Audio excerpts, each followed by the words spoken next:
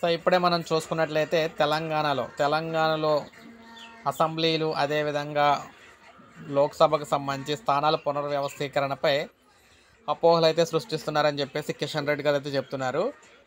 నియోజకవర్గాల పునర్విభజనపై ప్రజల్లో లేనిపోని అపోహలు సృష్టిస్తున్నారని కేంద్ర మంత్రి భాజపా రాష్ట్ర అధ్యక్షుడు కిషన్ రెడ్డి అన్నారు. ఈయన ఒక ప్రకటన విడుదల చేశారు. నియోజకవర్గాల పునర్విభజనకు ఇంకా విధి విధానాలు ఖరారు కాలేదు, కానీ దక్షిణాది రాష్ట్రాలకు తీవ్ర అన్యాయం జరుగుతుందంటూ ఆ పార్టీ ప్రజలు అపోహలు సృష్టించే ప్రయత్నం చేస్తుండడానికి వారి జగదారితనానికి నిదర్శనం అన్నారు. వాస్తవానికి వారి ఎజెండా భాజపా విషయం కక్కడమే. తెలంగాణ, కర్ణాటక రాష్ట్రాల్లో గ్యారంటీ హామీల అమల్లో వైఫల్యంతో కాంగ్రెస్, అవినీతి కుటుంబ పాలనతో డీఎంకే తీవ్రమైన వ్యతిరేకతను ఎదుర్కొంటూ ఉన్నాయి. మొత్తంగా చూసుకున్నట్లయితే రాష్ట్రంలో భారత అధికారం కోల్పోయి గత పార్లమెంట్ ఎన్నికల్లో ఒక్క సీటు గెలవలేకపోయింది. ఈ నేపథ్యంలో ప్రజల దృష్టిని మళ్లించి భావోద్వేగాలు రెచ్చగొట్టేందుకు ఉత్తరాది, దక్షిణాది అంటూ విభజన తీసుకొచ్చేందుకు కుట్రలు పండుతున్నాయి. కాంగ్రెస్ కేవలం 3 రాష్ట్రాల్లోని అధికారంలో పరిమితమైంది.